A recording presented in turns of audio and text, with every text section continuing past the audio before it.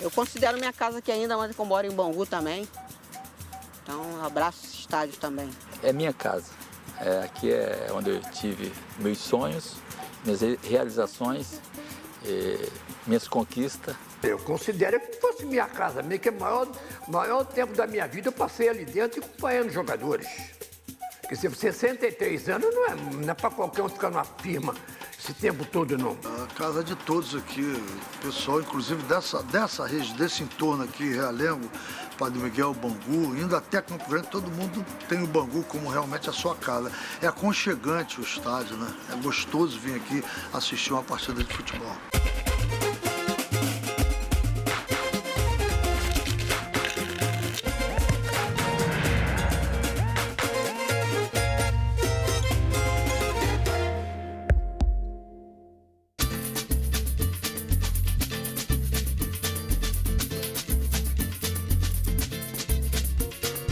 No calor do subúrbio carioca, nasce o estádio Proletário Guilherme da Silveira, mais conhecido como Moça Bonita.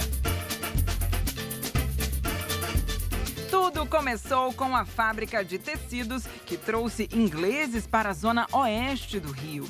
Não demorou muito para chegarem as primeiras bolas e as primeiras partidas de futebol ainda nos intervalos da produção.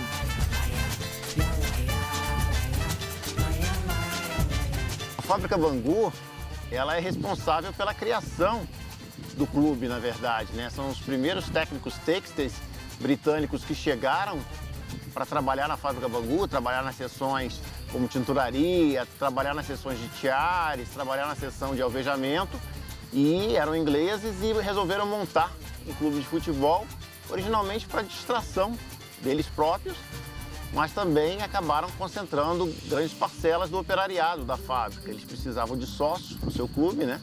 Precisavam também de jogadores, e quem fosse bom ia acabar virando jogador da nova agremiação, que era o Bangu Athletic Club.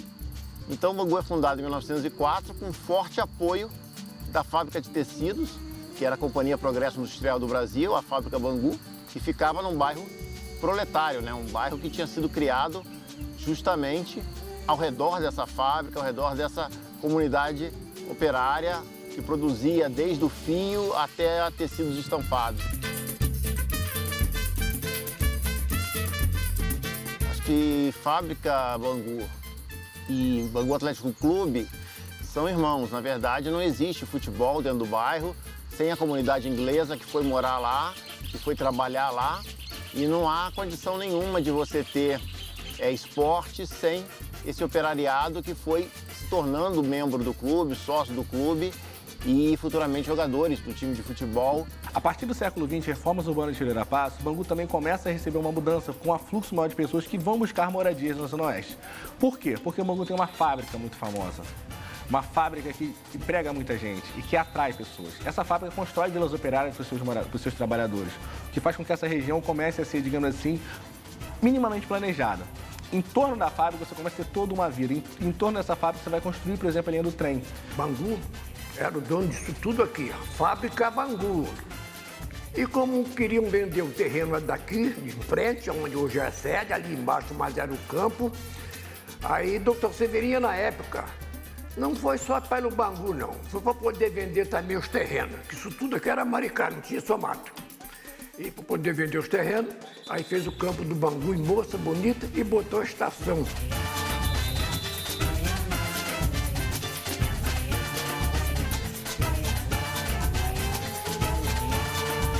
A chaminé da fábrica, ela acordava todos os operários, e tinham 15 mil operários naquela época. E por que Estádio Guilherme da Silveira Filho? O Silveirinha, que era o presidente da fábrica. E ele fez esse estádio aqui, porque o estádio era lá no centro do Bangu, na Cônego Vasconcelos, paralela à fábrica, e o progresso estava chegando. A Maria Fumaça estava vindo no traçado da Central a Santa Cruz, aí como é que ficaria o progresso?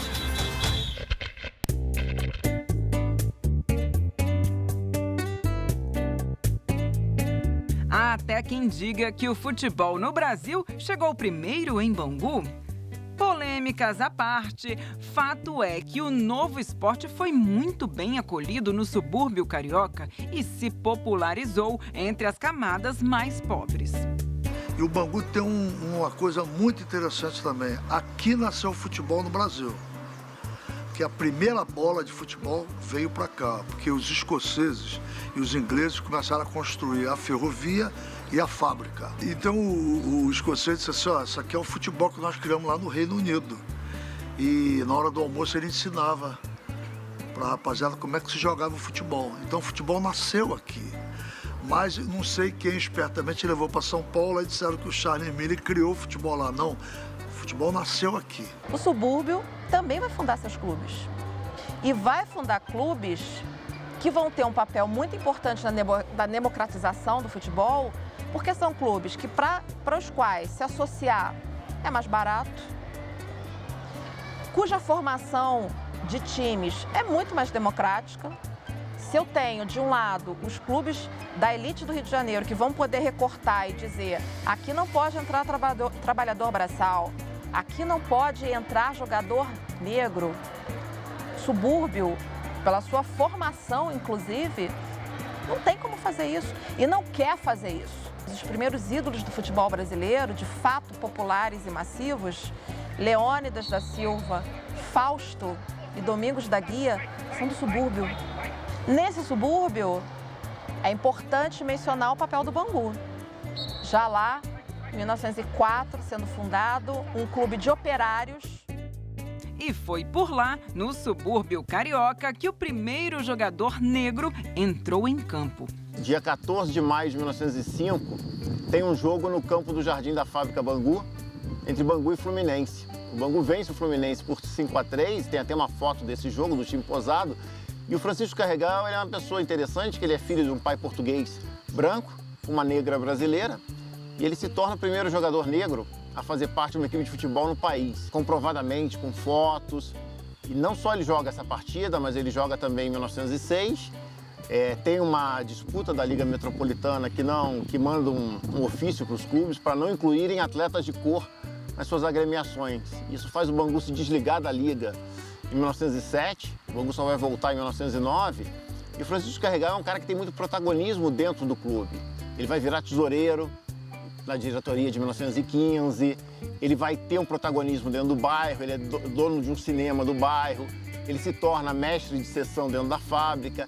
Ele é um cara que progride muito, tanto nas questões profissionais, sociais e na questão esportiva. Ele é um pioneiro. Ele é o primeiro jogador negro a ser aceito dentro de um clube de futebol do país.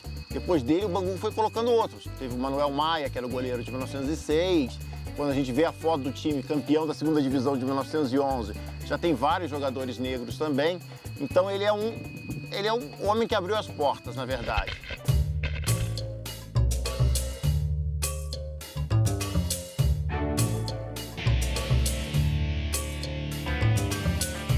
O nome do estádio Proletário Guilherme da Silveira Filho é uma dupla homenagem aos operários e ao dono da fábrica. Agora, o apelido Moça Bonita remonta a muitas histórias que teriam acontecido por ali. Verdades ou não, a forma de chamar carinhosamente ficou. Tem duas histórias sobre Moça Bonita. Uma é histórica, né? Oficial, e a outra é meio pitoresca. Eu gosto mais da pitoresca. A oficial é que Dom Pedro, indo para a fazenda de Santa Cruz, a cavalo, com a sua comitiva, passou naquela região lá e viu uma moça e falou: ó, que moça bonita. Tudo bem que o Dom Pedro falaria isso para várias mulheres no meio do caminho, não só ali. Eu que não fosse. Mas ele era galanteador, né? Mas a versão que um tio meu, bem antigo, nascido em 1916, conta é que ali era uma parada de trem. E naquela parada de trem tinha uma casa em que ficava uma moça, sempre na janela, olhando o trem chegar, o trem sair. Ela, tipo aquelas namoradeiras que a gente tem de status, tinha uma moça sempre ali olhando o trem chegando. E o pessoal do trem, os gaiatos, um brincava com o outro assim: olha ali uma moça bonita. Aí o cara do trem ficava procurando: cadê, cadê, cadê? O O estádio de Moça Bonita não foi o primeiro palco da alegria do subúrbio. Antes dele, o campo da Rua Ferrer abrigou o Clube do Bangu e seus atletas. Em 1947, o time é obrigado a mudar de lugar e estrutura. É aí que começa a história de Moça Bonita. O campo da Rua Ferrer, que é o primeiro campo do Bangu, um campo que depois vai ter uma arquibancada de ferro e madeira grande. É um campo que cabia 8 mil pessoas, pelo menos, assim, e ficava em frente à estação de trem. Então, e era na principal rua do bairro, que é a Rua Ferrer. Na época, Ferrer, hoje chama-se Cônego de Vasconcelos. Então, ali era um ponto de convergência das pessoas no domingo, né? Você tinha jogo do Bangu domingo e o campo faz parte da principal via do bairro, do lado da fábrica. Então, eu creio que um domingo na Rua Ferrer era algo bem animado, assim, você ter a possibilidade de ver um jogo ali, com um público muito próximo, né, do próprio gol, dos próprios jogadores. Os moradores conheciam os jogadores, porque os jogadores eram operários da fábrica também, trabalhavam com os outros moradores no dia a dia. Devia ser uma experiência fantástica, você está ali dentro da sua comunidade, num jogo dentro do seu bairro ali, defendendo as cores do seu bairro. Devia ser fabuloso ver um jogo na Rua Ferrer. Devia ser sensacional. Depois tem uma determinação que não podia mais ter jogo em campo que tivesse arquibancada de madeira e ferro. E aí o Bangu fica sem estádio por 4 anos, até inaugurar a Moça Bonita.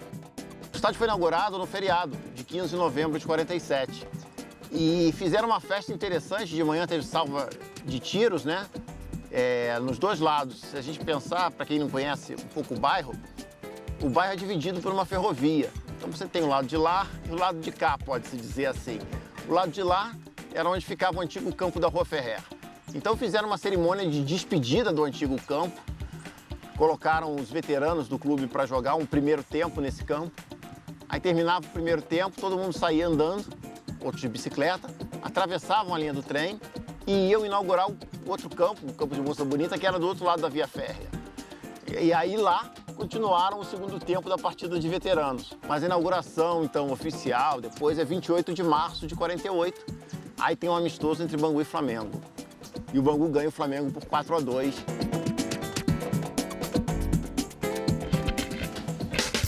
Entre os títulos mais importantes do Bangu estão os campeonatos cariocas de 1933 e 1966.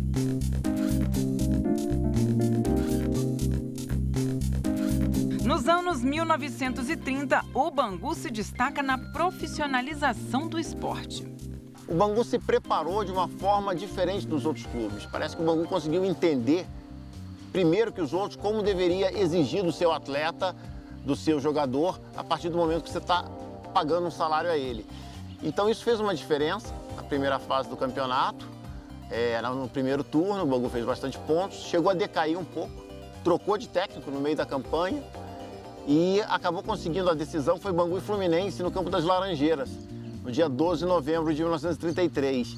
E é interessante que a população de Bangu foi para as Laranjeiras, né? Na época você ia de trem, depois do trem você pegava um bonde para ir para o Estádio das Laranjeiras. E as pessoas levavam 2 pacotes. Levavam um pacote com comida e levavam outro pacote com fogos. E o fogos era uma surpresa, na verdade. Então quando o time entra em campo, tem um foguetório. Tem gente que diz que é a primeira vez que teve um foguetório desse tipo em campos de futebol. E o jogo em si é um massacre, na verdade, do Bangu. O Bangu com 7 minutos já faz 1-0 e tal, e acaba ganhando o Fluminense por 4-0. Bangu 4, Fluminense 0. O Mário Filho, que é o cronista, que é o irmão do Nelson Rodrigues, que presenciou os festejos na época, ele conta que era uma festa dos subúrbios. Os subúrbios se identificaram com aqueles jogadores, se identificaram com a equipe do Bangu e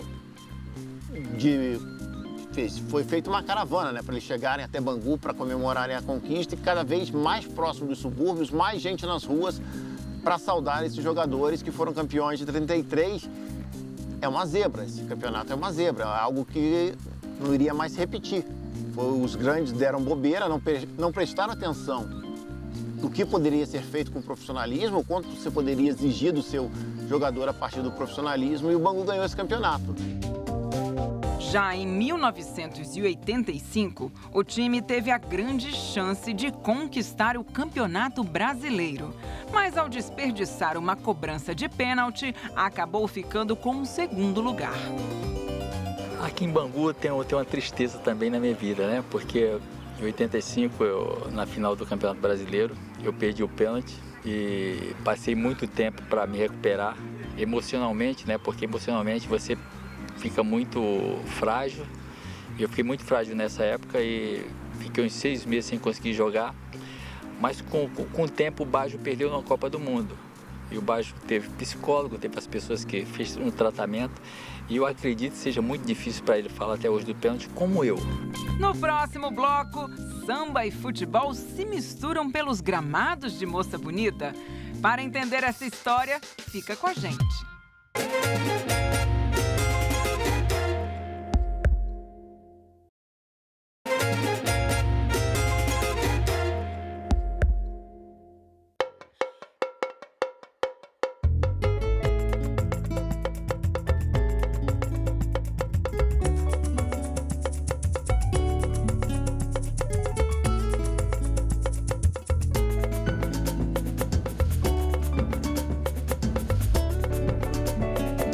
Nos anos 1990, a escola de samba Mocidade Independente de Padre Miguel realizava seus ensaios no gramado de Bangu.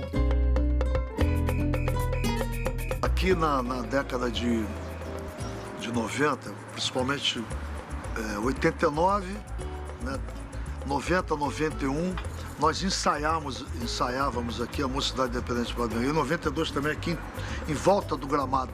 À noite, ligava-se os refletores e lotava aqui o estádio. Esse estádio aqui cabe 8 mil pessoas, mas vinha 10, 15 aqui pelos arredores. Era uma loucura a Mocidade aqui.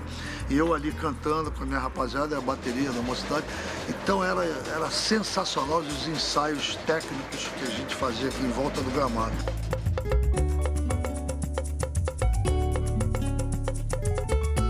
Um dos responsáveis por essa união entre carnaval e futebol foi Castor de Andrade. Figura controversa, ele era conhecido como um dos maiores donos de bancas do Jogo do Bicho do Rio de Janeiro. Além das polêmicas, Castor ganhou notoriedade no cenário nacional pela sua atuação à frente do time de Moça Bonita. Castor de Andrade é tudo, né? Castor de Andrade, pelo amor de Deus, se a gente pensar assim, ele é o filho do presidente dos anos 60, do Eusébio de Andrade. O pai dele era o presidente, ele era o vice-presidente de futebol profissional. E nos anos 80 ele reassume o clube como patrono, fazendo investimentos altíssimos, trazendo grandes jogadores, com a força do dinheiro do Jogo do Bicho, né? Ele era um empresário de Jogo do Bicho, além de vários negócios que ele tinha na região, na Zona Oeste. Ele faz um investimento muito pesado no clube, trazendo inicialmente jogadores veteranos, de renome, depois algumas sensações, né, do futebol brasileiro, jogadores como o Marinho, como o Paulinho Criciúma, como o Fernando Macaé, depois o Mauro Galvão. O Mauro Galvão foi um jogador que era do Internacional, todo mundo queria, e o Castor comprou o Mauro Galvão. E o Mauro Galvão não quis sair aqui, jogou 2 anos. E eu não fiz diferente, cheguei aqui, me apaixonei pelo clube. O Bangu é um clube de tradição, que eu acho até hoje. Ele traz grandes nomes do futebol brasileiro para jogar em Bangu. E os jogadores gostavam de ser jogadores do Castor de Andrade, na verdade, né? Porque nunca faltava nada. Todos os jogadores que a gente conversa daquela época, todos eles narram com saudade isso e a proteção do Castor para o jogador do Bangu. A família que o Castor fez, a sua família de jogadores, sua família de atletas, levando ao Bangu a grandes momentos da sua história. E o Castor, naquele período, montou um time aqui só de craques, né? E o Marco Antônio, que foi um grande jogador do Vasco, do Fluminense, seleção brasileira, né? Lateral esquerdo, cracaço de bola. Ele adorava uma noitada de jogo, né? E aí ele estava lá encostado lá na baliza, tirando um cochilo, né? E a galera já batendo bola aí. Aí o doutor veio assim, olhou, aí tirou o paletó, deu lá pro segurança dele, aí foi lá pertinho lá da baliza lá. Aí puxou a pistola assim, pau! Aí ele levou um susto, levantou. Tá dormindo, Marco Antônio? O que houve? Não, doutor, vamos treinar.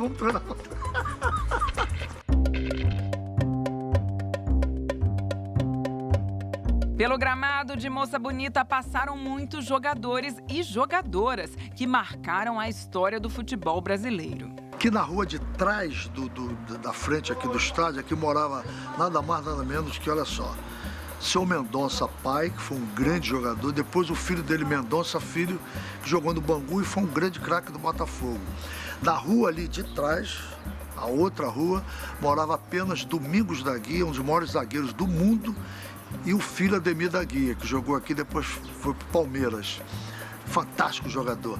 Essa rua aqui de trás, ó, de frente aqui, melhor dizendo, também do estádio, ali morava apenas Osmo e Calazans, irmãos. Osmo foi bicampeão mundial e Calazans, um baita jogador, jogou aqui, jogou no América, jogou no Fluminense.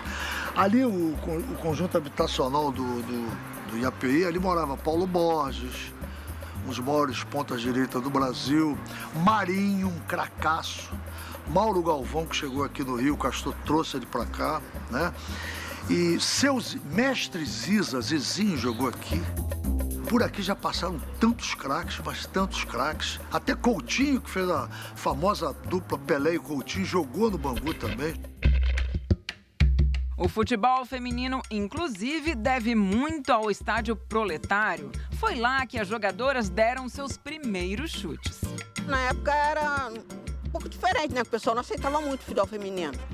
Xingavam, falavam, mas a gente jogava tanta bola aqui que o povo daqui de Bangu abraçou a gente também. E nosso time era muito bom. O time era muito bom. Tinha fera jogando. Fizeram até agora uma homenagem das pioneiras. A gente achava um show de bola pra gente. Aí financeiramente não vem nada pra gente. Aí falamos no curso, pra fazer o curso. Carminha Antônia, a maioria está querendo ser treinadora. Eu acho que eles tinham que olhar pelo que a gente fez pelo futebol feminino. Antigamente, botamos nosso nome lá na história, porque começou tudo com a gente. Bangu, Olaria, eles tinham times de futebol feminino e que acabavam alimentando os times do Fluminense, do Flamengo, do Botafogo, né? Porque como esses times grandes tinham um acesso financeiro melhor, eles acabavam tirando os jogadores desses locais para poderem ter os seus próprios times, né?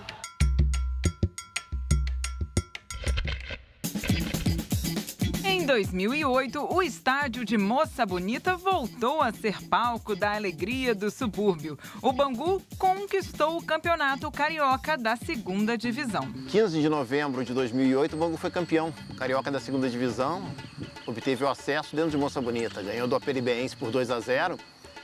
É um título bem interessante, né? É bem simbólico você ganhar o título no dia do aniversário do estádio. E você conseguiu o acesso depois de 4 anos. Então, ali foi bastante importante ganhar aquele jogo, a festa que se fez no bairro. Mesmo com toda a resistência dos demais times cariocas em se deslocar até Bangu, Moça Bonita segue firme como base do alvirrubro. E nunca fizeram obras maiores do que as que fizeram para a época da inauguração. É interessante pensar isso. Nunca houve uma ampliação do estádio, nunca houve uma cobertura maior de marquises. A estrutura que fizeram nos anos 40 é a mesma estrutura que está lá hoje. Praticamente, sem muitas mudanças. Fizeram uma arquibancada atrás de um dos gols, que não tinha, era aberto em forma de ferradura, para uma praça. Aí depois fizeram uma arquibancada ali. Se a gente pegar essa questão da utilização do estádio Moça Bonita, do estádio do Bangu de maneira geral, não só o Moça Bonita, mas dos 2 campos do Bangu já teve, o que a gente tem dentro desse processo é, inicialmente, uma pré-concepção de que Bangu é longe, que Bangu não vale a pena ir jogar. Então, a gente tem isso, quando o Bangu começa a participar do Campeonato Carioca, de que alguns clubes, por exemplo, vão mandar o time B para Bangu, em vez de mandar o time A, de que alguns clubes vão reservar trens para ir para Bangu e vão ser mal recebidos pela população de Bangu, porque, entre aspas, como é que tem trem para o cara ver um jogo do Fluminense e não tem trem para eu ir trabalhar? Na década de 80, o Bangu consegue trazer grandes jogos, grandes clubes, na era do Castor de Andrade, digamos assim, monta bons times, é vice-campeão brasileiro, e que faz com que o Bangu volte a viver seus períodos áureos. Mas isso não consolida ainda na década de 90 e hoje em dia, no século XXI, o estádio como ponto de atração. Apesar de algumas tentativas importantes, como há alguns anos a apresentação do Louco Abreu, que foi jogar no Bangu, que é um ídolo do Botafogo, um ídolo do futebol uruguaio, foi jogar em Bangu, mas ele não conseguiu por si só desenvolver. O clube não conseguiu ter resultado dentro de campo, o que afastou torcedores que não são de Bangu, né? Mas o torcedor de Bangu gosta muito do campo do Bangu.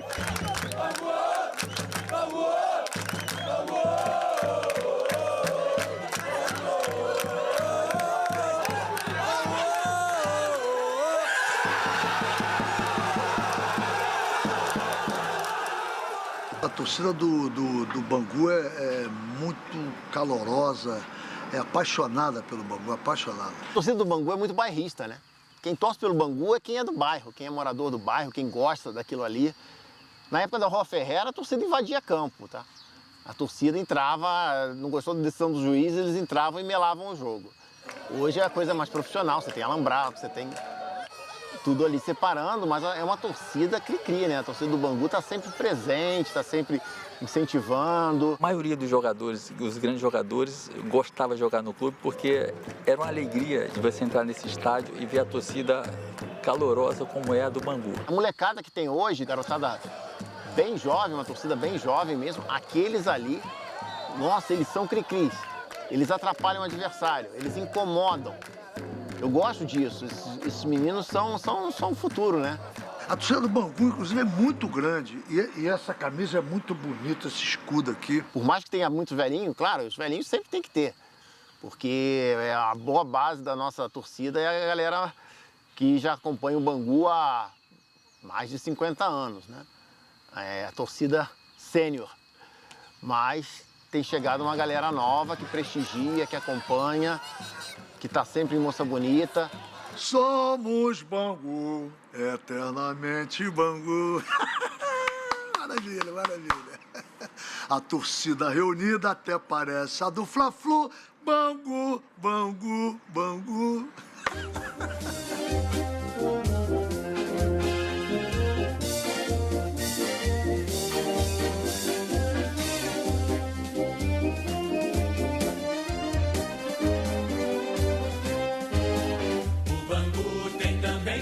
Divisa na camisa, o vermelho sangue a brilhar e faz cartaz, estouram foguetes no ar. Em Bangu, se o clube vencia, na certa um feriado, comércio fechado. A torcida reunida até parece a do Fla-Flu. Bangu, Bangu, Bangu. Em Bangu, se o clube vencia, na certa um feriado, comércio fechado. A torcida reunida até parece